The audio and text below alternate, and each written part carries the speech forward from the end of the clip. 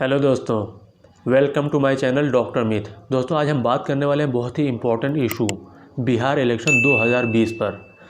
Bihar election 2020 इसलिए important है क्योंकि ये अब तक का सबसे बड़ा इलेक्शन कोविड-19 के दौरान होने जा रहा है।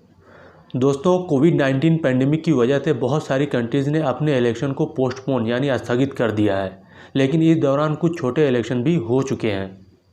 कोविड-19 के दौरान जो अब तक का सबसे बड़ा इलेक्शन हुआ है वो है साउथ कोरिया का प्रेसिडेंशियल इलेक्शन, जो कि 15 अप्रैल 2020 को हुआ था। अगर हम बात करें साउथ कोरिया की तो वहाँ की जो टोटल पॉपुलेशन है वो 5.25 करोड़ है, जिनमें से 4.25 करोड़ वोटर्स हैं। अब अगर हम बिहार की बात करें तो बिहार के टोटल पॉपुलेशन और total number of voters south Korea की तुलना में बहुत ज़्यादा है। इलेक्शन कमीशन के लिए ये एक बड़ी चुनौती है कि वो किस तरीके से इलेक्शन को कंडक्ट कराएगी, क्या गाइडलाइन अपनाए जाएंगे और कोविड-19 के लिए क्या स्टैंडर्ड ऑपरेटिंग प्रोसीजर अपनाए जाएंगे और नागरिकों को कोविड-19 से बचने के लिए किन बातों का ख्याल रखना होगा। आज हम जानेंगे इन्हीं तमाम चीज़ों के बारे में। हमारे साथ मौजूद हैं डॉक्टर खुर्शीद आलम साहब, जो कि प्रेसिडेंट हैं association of Unani physician and founder and joint secretary Aamsa, Bihar medical officer and स्वतंत्र राजनीतिक विश्लेषक भी हैं और बिहार के सामाजिक गतिविधियों की जानकार भी हैं। डॉक्टर साहब, हमारे चैनल पर आपका बहुत बहुत स्वागत है। धन्यवाद। डॉक्टर साहब, ये बताइए कि अभी ये बिहार का इलेक्शन होने जा रहा है, ये कोविड-19 में अब तक का सबसे बड़ा इलेक्शन होने जा रहा है, तो कोविड-19 को लेकर इलेक्शन कमीशन के लिए क्या चुनौतियाँ होंगी, आप क्या कहना चाहेंगे इसके बारे में? कोविड-19 के दौरान बिहार चुनाव, जो विधानसभा चुनाव है, इसे संपन्न कराना चुनाव आयोग के लिए एक बड़ी चुनौती है। इस बार चुनाव आयोग को न केवल लोकतंत्र के स्वास्थ्य की रक्षा करनी है, बल्कि लोगों के स्वास्थ्य की रक्षा भी करनी है। जी।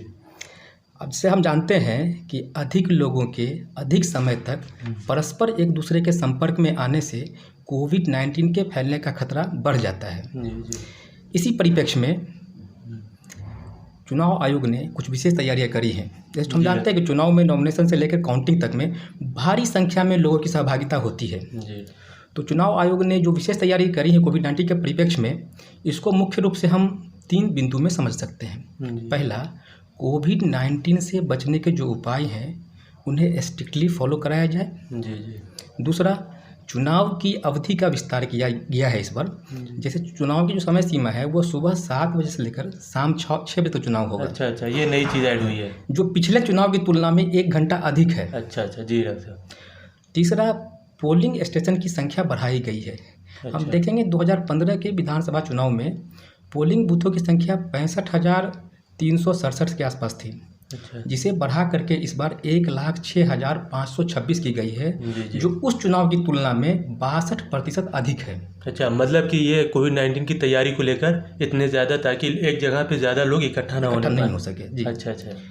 तो हम कह सकते हैं कि चुनाव आयोग का जो तैयारी है ये सराहनीय है। इसने सभी स्टेक होल्डर के लिए, सभी पॉलिटिकल पार्टी के लिए, उम्मीदवार के लिए, मतदाता के लिए भी विशेष रूप से गाइडलाइन जारी किया है। और पोलिंग बूथ पे कुछ विशेष व्यवस्था भी होगी जो आम चुनाव में नहीं हुआ करता था। पहले के चुनाव में जो चुनाव की प्रक्रिया है वो यथावत है, लेकिन कोविड-19 से बचने हेतु कुछ विशेष तैयारियां की गई है। मतलब डॉक्टर साहब, क्या तैयारी की गई है? जैसे लोग नॉर्मली क्या हो रहा है कि मास्क लगाने को लेकर फाइन वगैरह गवर्नमेंट ने पहले से कर रखा है, तो इलेक्शन के दौरान वोटिंग के लिए क्या तैयारी, क्या उसमें भी मास्क लगाना नेसेसरी होगा या सैनिटाइजर वगैरह के किस तरीके के अरेंजमेंट किए गए हैं? जो खास तैयारी इस बार की गई है, तो जैसे हमने बताया आपके कि पोलिंग की अवधि 1 घंटा बढ़ाई गई है। पोलिंग बूथ की संख्या बढ़ाई गई है। पोलिंग स्टेशन पे पोलिंग से 1 दिन पहले पोलिंग स्टेशन को सैनिटाइज किया जाएगा। अच्छा, ये बड़ी चीज़ है। पोलिंग बूथ के इंट्रेंस और एग्जिट पे थर्मल स्कैनिंग की व्यवस्था की जाएगी। अच्छा जी। अल्कोहल बेस्ड हैंड सैनिटाइजर उपलब्ध कराया जाएगा। मास्क सबों का लगाना अनिवार्य होगा। जी। क्या उसमें कुछ फाइन चार्जेस भी लगेंगे कि ये नेसेसरी रहेगा? ये पहले से बिहार सरकार के अंतर्गत मास्क सबको लगाना है पब्लिक प्लेस पे। जो नहीं लगाएंगे वो अपराध है, बाहर में अब थूक नहीं सकती, वो पहले से ही है। लेकिन चुनाव आयोग ने सभी मतदाता को, कर्मी को, सभी को चुनाव के दौरान मास्क लगाना अनिवार्य किया है।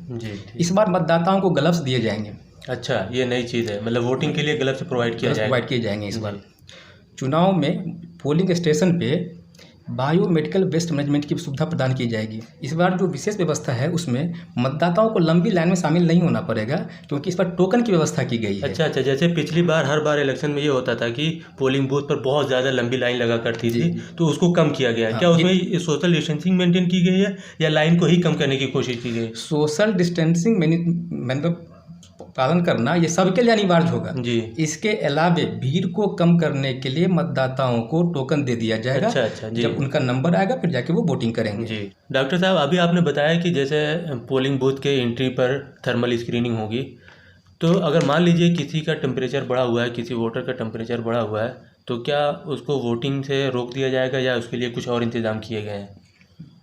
पोलिंग बूथ के एंट्रेंस पे थर्मल स्क्रीनिंग की व्यवस्था है।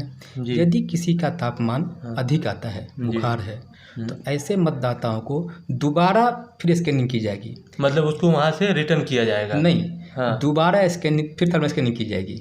अच्छा। यदि दूसरी बार भी बढ़ा हुआ मिलेगा तो वो कितनी देर के बाद की जाएगी, मतलब क्या टाइम होगा? ऐसी समय सीमा नहीं है, कुछ देर आराम करने के बाद फिर से करा ली जाएगी, दोबारा कराई जाएगी। जब दोबारा भी अगर बढ़ा हुआ आता है तो ऐसे मतदाताओं को अलग से एक टोकन या सर्टिफिकेट दिया जाएगा। अच्छा। जिसके आधार पे वो नॉर्मल पोलिंग के अंत में जो स्पेशल आवर है उसमें उनको वोटिंग के लिए व्यवस्था दी जाएगी। अच्छा। इस जो स्पेशल वोटिंग व्यवस्था है इसमें सभी लोग पीपीई किट पहन के वोटिंग करेंगे। अच्छा, जिनका मतलब जिनके कोविड के सिम्टम कुछ आ रहे होंगे, जैसे टेम्परेचर बढ़ा हुआ होगा, तो उनको पीपीई किट, वो जो एक्स्ट्रा टाइम दिया गया है उसमें उनको पीपीई किट वगैरह पहनाकर वोटिंग के लिए बुलाया जाएगा। केवल उन्हें ही नहीं, जो मतदान कर्मी होंगे वो भी पीपीई किट पहनेंगे। और पीपीई किट पहन के ही ये मतदान की व्यवस्था की गई है वहाँ पे। अच्छा, मतलब जितने भी पोलिंग बूथ पर जितने भी वो वर्कर होंगे, जो भी होगा, उसको पीपीई किट वगैरह नेसेसरी होगा। मतदान में शामिल सभी लोगों के लिए पीपीई किट पहनना अनिवार्य होगा वहाँ। अच्छा डॉक्टर साहब, ये बताइए कि अगर कोई कोविड पॉजिटिव वोटर है तो उसके लिए इलेक्शन कमीशन ने क्या तैयारी की है?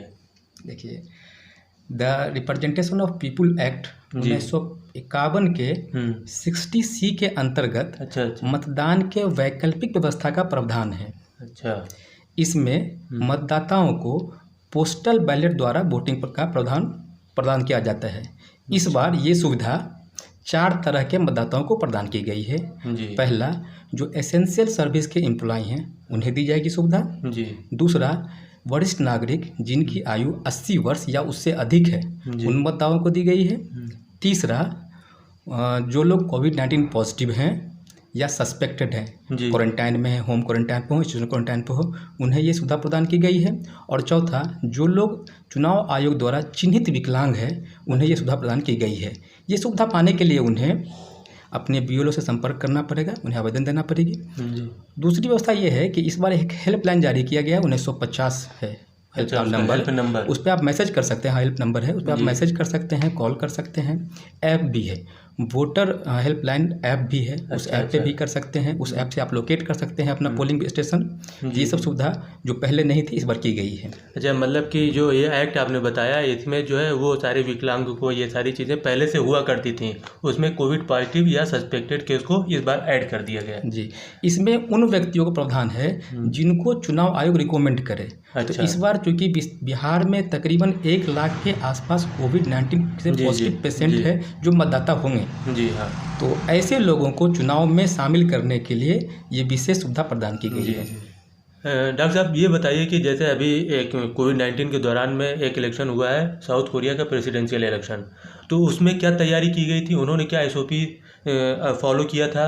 आप किस तरीके से देखेंगे साउथ कोरिया के इलेक्शन को और बिहार के इलेक्शन को, उसके परिप्रेक्ष्य में किस तरीके से आप देखना चाहेंगे? देखिए, साउथ कोरिया का जनरल इलेक्शन जो अप्रैल में हुआ है, 15 अप्रैल को, हाँ, ये चुनाव दुनिया का सबसे बड़ा चुनाव था कोविड-19 के दौरान। जी, हाँ। इस चुनाव पे पूरे विश्व की नज़र थी। उसके बाद जो बिहार का चुनाव है ये अब तक का दुनिया का सबसे बड़ा चुनाव होगा कोविड-19 के दौरान। इसके बाद अभी अमेरिका में प्रेसिडेंशियल इलेक्शन होने हैं, अगले बार सिंगापुर में होने हैं। कई देशों ने अपने चुनाव को स्थगित कर दिया है कोविड-19 को देखते हुए, जिसमें श्रीलंका, फ्रांस शामिल है। साउथ कोरिया और बिहार के इलेक्शन को हम अगर कंपेयर करें तो साउथ कोरिया की जो जनसंख्या है वो लगभग 5 करोड़ 40 लाख के आसपास है। 5 करोड़ जी। और बिहार की जनसंख्या 11 करोड़ से अधिक है। जी। वहाँ मतदाता की संख्या 4.25 करोड़ के आसपास है, जो कि बिहार में मतदाता की संख्या 7,29,27,000 अच्छा।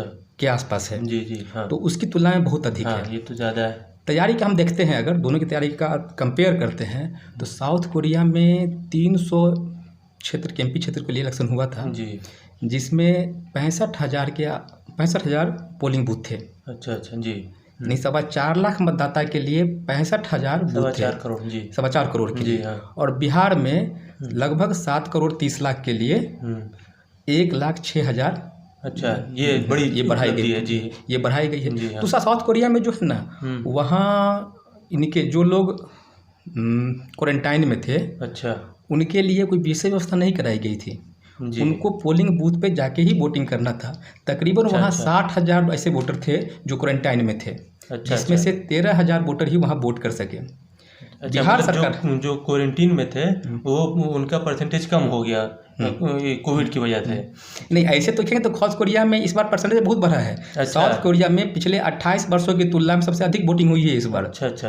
उसका कई और कारण भी है, जैसे जी, कि जी, इस हाँ। बार जो उम्र सीमा थी, पहले 19 वर्ष थी वहाँ न्यूनतम उम्र सीमा, उसको जो घटा करके 18 वर्ष की 18 कर गई दी गई। है। अच्छा, तो बढ़ने का एक कारण ये भी है। और इस बार जो है बिहार में जो सस्पेक्टेड केस है, पॉजिटिव केस है, उनके लिए पोस्टल बैलेट की व्यवस्था की गई है, जो साउथ कोरिया की तुलना में ज़्यादा बेहतर है। डॉक्टर साहब, अभी आपने एक बहुत ही इंपॉर्टेंट बात बोली कि इलेक्शन कमीशन को लोकतंत्र की स्वास्थ्य की सुरक्षा के साथ साथ इस बार कोविड-19 के दौरान वोटर्स की भी स्वास्थ्य की सुरक्षा का ध्यान रखना होगा। और आप बिहार के वोटर्स को क्या संदेश देना चाहेंगे? देखिए, कोविड-19 के पैंडेमिक के दौरान जो इलेक्शन हो रहा है, जी। इसमें चुनाव आयोग ने अपनी तरफ से पूरी तैयारी कर जी, रखी जी, है हाँ। और आपके स्वास्थ्य के लिए की है।